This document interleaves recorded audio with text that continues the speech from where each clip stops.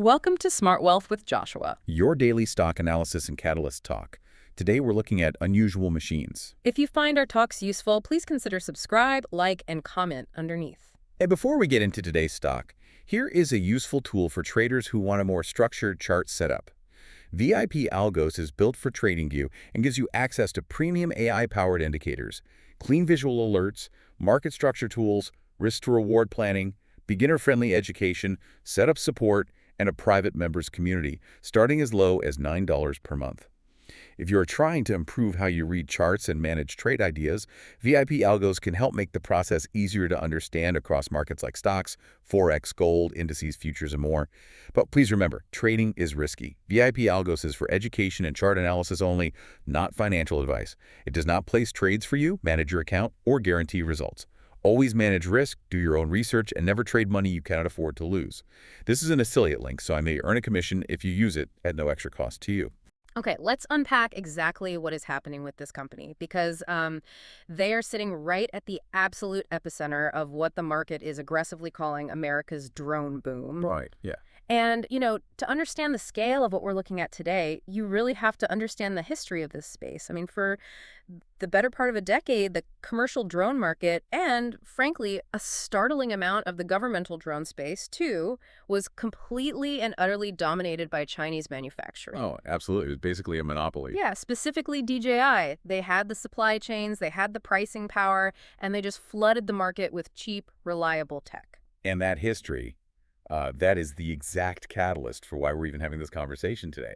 You had this long period where the United States suddenly realized, wait a minute, our critical infrastructure, law enforcement, even elements of defense, they're all relying on foreign manufactured technology. Wow, yeah. To map terrain, secure borders, you name it. Exactly. Gathering all this highly sensitive visual data. And now the U.S. government is actively and honestly somewhat frantically forcing a hard pivot away from those Chinese manufactured components. It's this massive federally mandated shift playing out right in front of us. It's forced reshoring, basically. Yes, exactly. So unusual machines, they aren't just selling some, consumer gadget. They are positioned as a foundational piece in this massive forced domestic transition. They're basically building the localized supply chain that the government is demanding into existence. All right, let's move into the wealth building context. So when you're looking at a company operating in this kind of high-stakes environment, it is absolutely crucial that you zoom out and look at the macro timeline. Right. We are not looking at this stock as some short-term momentum flip. Right. This is a structural, long-term wealth-building play based on systemic geopolitical changes. Because of the bans on DJI and others? Exactly. Because the U.S. government is systematically restricting Chinese drones from being used in anything remotely sensitive, they have effectively created this artificial vacuum in the market. Right. The demand for drones hasn't disappeared, just the legal ability to buy the cheapest option has. So Unusual Machines is stepping right into that vacuum, armed with a regulatory moat that is, frankly, virtually unassailable right now. Okay, a regulatory moat. That is a really powerful phrase, but let's break down how that actually functions for the listener. Like, what does a regulatory moat look like in practice for a hardware company? Right, so in this specific case, it operates as a country of origin moat. Okay. They've achieved a de facto monopoly for domestic alternatives simply because of their strict compliance with the NDAA. That's the National Defense Authorization Act. Right, the NDAA. Yeah, and the NDAA has incredibly rigid stipulations about exactly where electronic components, processors, even raw materials are sourced. So when the Pentagon or a federal agency or a federally funded infrastructure client needs a drone fleet tomorrow, they literally cannot go online and buy the cheap foreign alternative. Because they're legally barred from doing so. Exactly.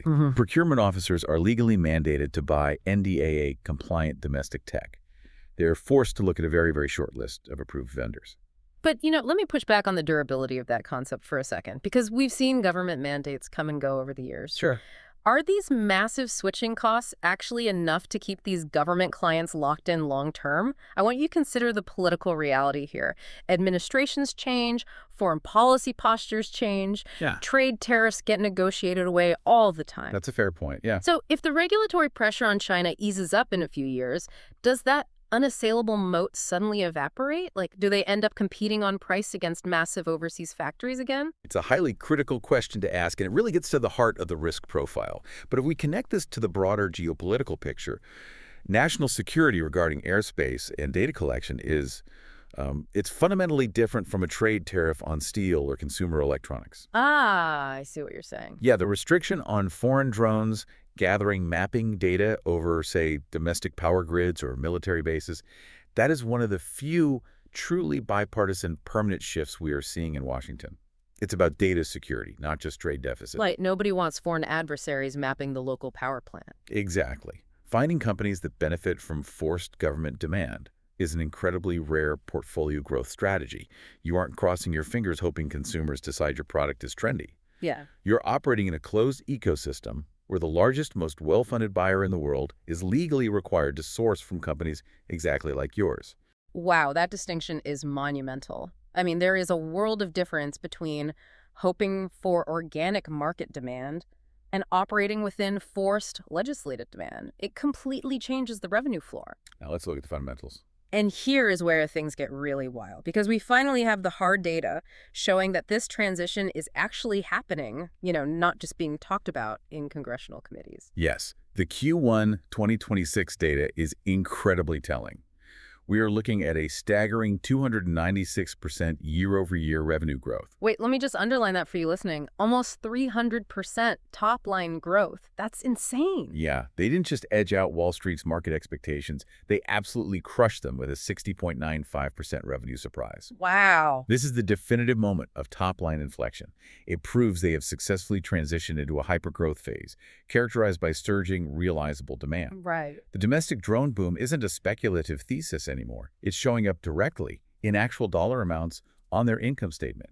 Okay, but as always, we have to look under the hood here. We can't just cheer for the top line and ignore the rest of the ledger. Fair enough. Because I'm looking at their bottom line, and I see a pretty significant earnings miss. The EPS earnings per share missed estimates by negative 41.67%. Yeah, they did. So let me translate this for anyone who might not live and breathe financial statements. We have a company whose sales are exploding by nearly 300%. They are bringing in drastically more cash than analysts predicted, but they are still losing money on paper. Right, GAAP earnings. Exactly. They missed their GAAP earnings estimates. Why is a company growing its sales that aggressively still experiencing so much friction when it comes to actual profitability? Well, what's fascinating here is that the institutional market is largely shrugging off that EPS miss, and you really have to understand the mechanics of why they don't care. Okay. This EPS contraction, the widening of their losses per share, is largely a function of aggressive front-loading. Building a domestic tech supply chain from scratch is incredibly capital-intensive. So they're drastically ramping up operational expenses, hiring specialized labor, and investing heavily in securing domestic raw materials just to scale their production capacity. Prepping for the big orders. Exactly. They're doing this right now to prepare for massive, impending government contracts. Right. And as I was reading through management's highlights from the quarter, they made a very specific, deliberate point to emphasize their strong cash position to investors. Yes, they did. And when you understand the mechanics of scaling a hardware company, that cash buffer is everything. Think about it like this for a second. Imagine you're a boutique manufacturer and you just got the biggest order of your life. A great problem to have, but a problem. Exactly. But you need to build a massive state-of-the-art factory to fulfill it before the client will pay you. You have to front-load all of those operational and supply chain expenses. Right. You've got to buy the land, pour the concrete, hire the workers, all before a single product ever ships out the door.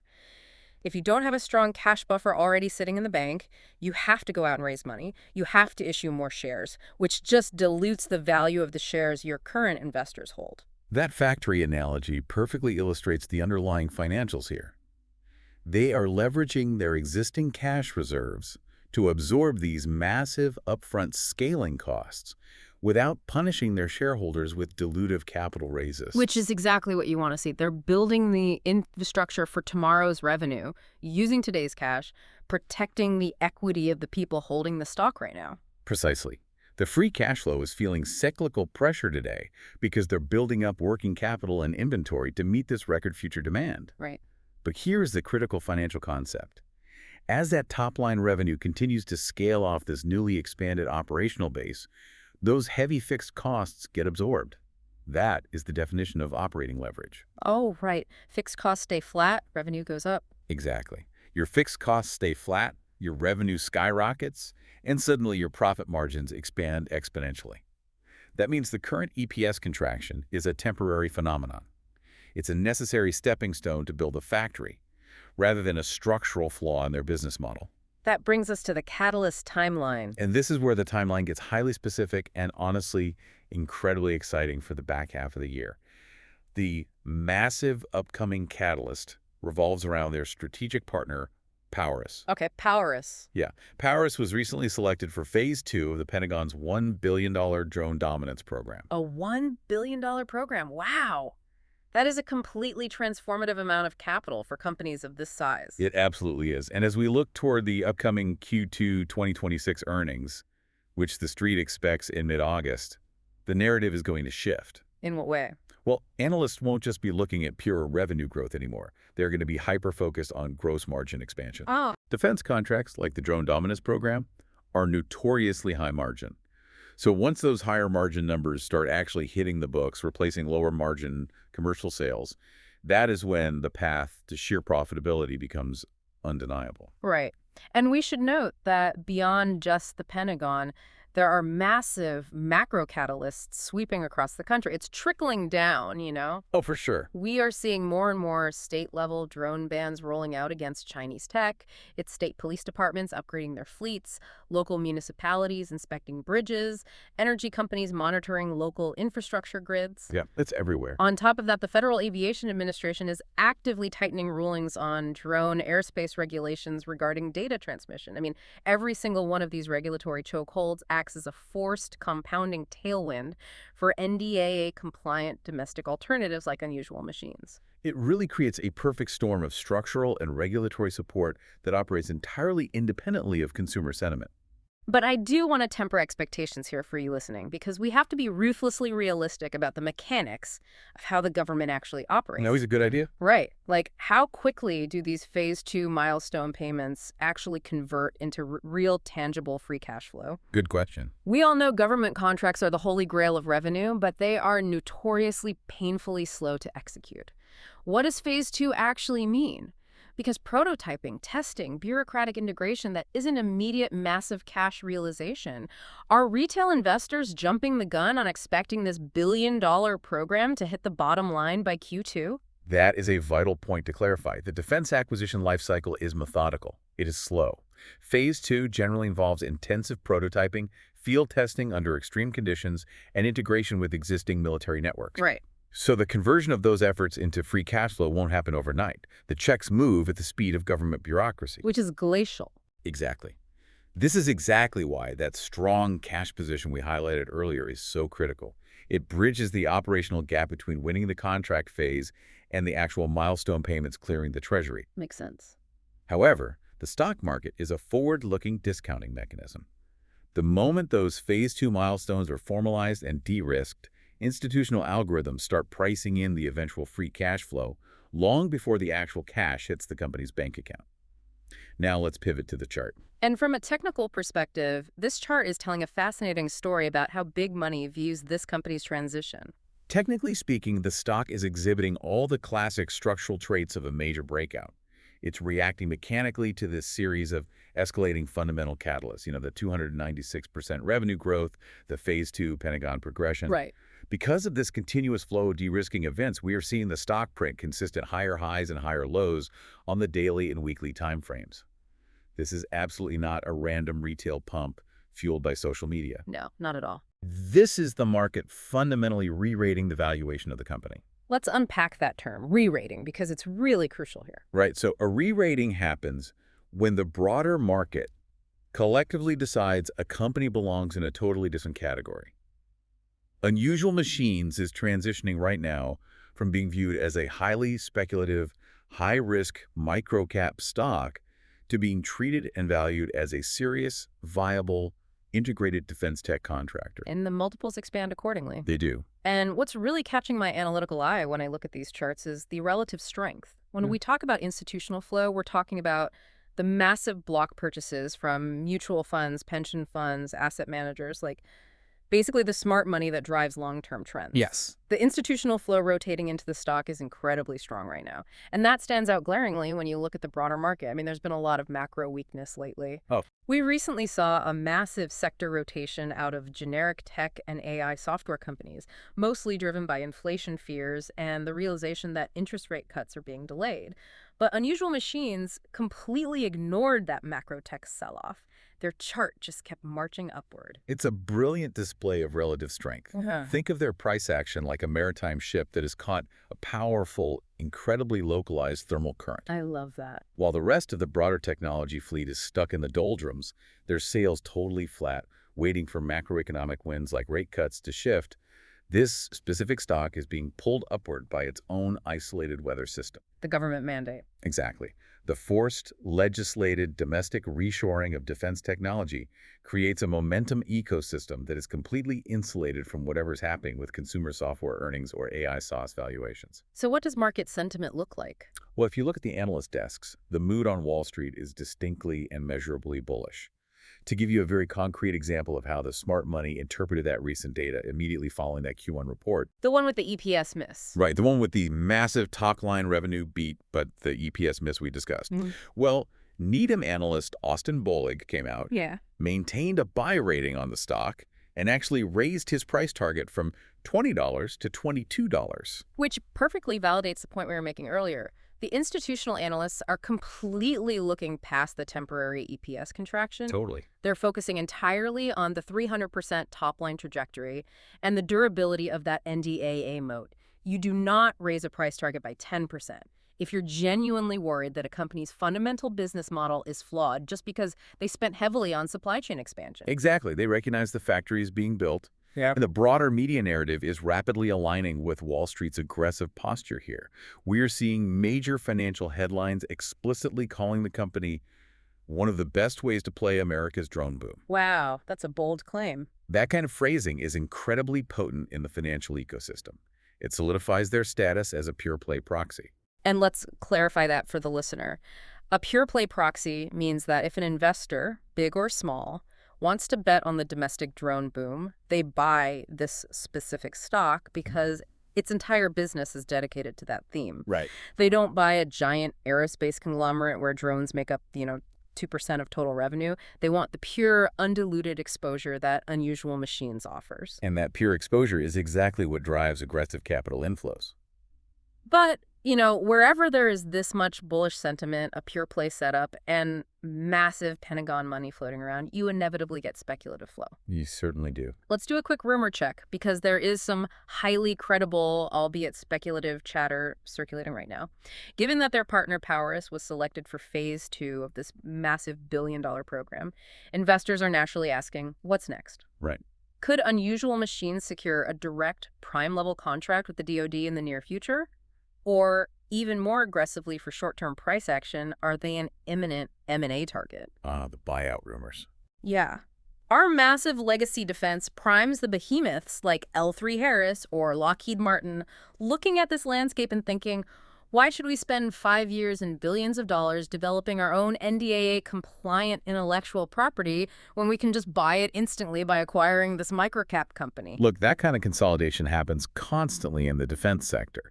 The major prime contractors routinely use their massive balance sheets to acquire innovation and regulatory compliance rather than spending the time to build it organically in-house. It's a very logical thesis. It is logical, but I have to caution you listening right now. We have to draw a hard line between the solid, fundamentally driven Needham price target of $22 and the wild M&A rumors. Yes, absolutely. You never, ever want to hold a bag just because you're waiting for Lockheed Martin to write a buyout check that may never actually materialize. Right. You have to invest your capital based on the 300% revenue growth they are generating today and the phase 2 contracts they are actively securing tomorrow. You cannot base your risk management on the hope of a corporate buyout. That is a critical warning. Hope is a dangerous emotion in the market. It is not a structural investment thesis. Now let's talk about the risks. Because there are always risks, right? No matter how explosive the top-line revenue looks or how bullish the analyst notes are. Precisely. And to management's credit, their Q1 highlights were very explicit and transparent about flagging two major systemic vulnerabilities: severe customer concentration and massive industry-wide supply chain bottlenecks. Let's expand on that customer concentration first. Having the United States Department of Defense as your main ultimate buyer sounds amazing on paper. But it's essentially like putting all of your financial eggs into a titanium basket. I like that analogy. Yeah, yes, the basket is incredibly secure. The U.S. Treasury's check will never bounce, but it is still just one basket. Exactly. If a specific defense program gets delayed in a congressional committee, or if funding gets abruptly reallocated to a different branch of the military, your entire anticipated revenue stream takes a massive immediate hit. You don't have millions of individual consumers to fall back on. That is the double-edged sword of government contracting right there. And their second major risk: the supply chain is equally complex. Ramping up physical domestic manufacturing outside of Asia is brutally hard. Explain why that is. Why can't they just, flip a switch and build these parts in Ohio tomorrow? Because you aren't just moving an assembly line, you're trying to replicate an entire ecosystem that China spent 2 decades perfecting. Ah. The bottleneck isn't just factory space. It's sourcing the specific rare earth metals required for the circuitry. It's finding the highly specialized, technically skilled labor capable of precision aerospace manufacturing at scale. Wow. Rebuilding that pipeline entirely outside of Shenzhen is a logistical mountain to climb, and any disruption in sourcing those raw materials delays their ability to deliver on these massive contracts. Okay, those are very real, very heavy fundamental risks, but how does the bullish thesis account for them? Well, if we connect this back to the macro environment, there are significant mitigations built into the system. Yes, customer concentration with the DoD is a glaring risk, but defense funding operates on a completely different paradigm than consumer spending. It is congressionally mandated, and more importantly, it is inherently countercyclical. Meaning the Pentagon doesn't care if the broader economy is slipping into a recession. Exactly. When the private sector tightens its belt, cuts software budgets, and lays off workers, the government historically keeps spending, or even increases spending, on defense and national security. Right. This structural reality makes unusual machines largely immune to the private sector budget cuts or the AI disruption fears that absolutely plagued the software and SaaS sectors earlier in 2026. The Pentagon does not stop upgrading its drone fleet just because consumer inflation is ticking up or mortgage rates are high. That's a huge buffer. It is. And regarding the incredibly difficult supply chain bottleneck, yes, it is a massive hurdle, but you have to remember, unusual machines' entire business model and valuation are predicated on being the solution to that exact bottleneck.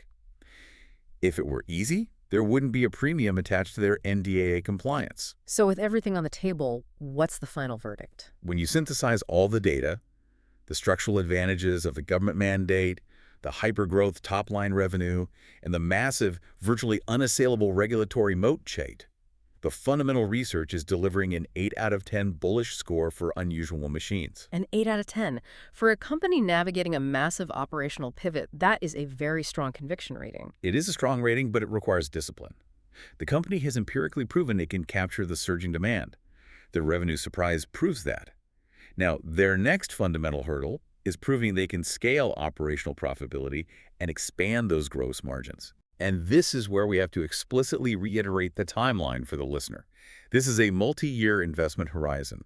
You're looking at a 12 to 24-month structural window to fully capture the revenue realization from the Pentagon's drone dominance program. Yeah, this isn't a get-rich-quick play. Definitely not. This isn't a stock you day trade based on daily momentum.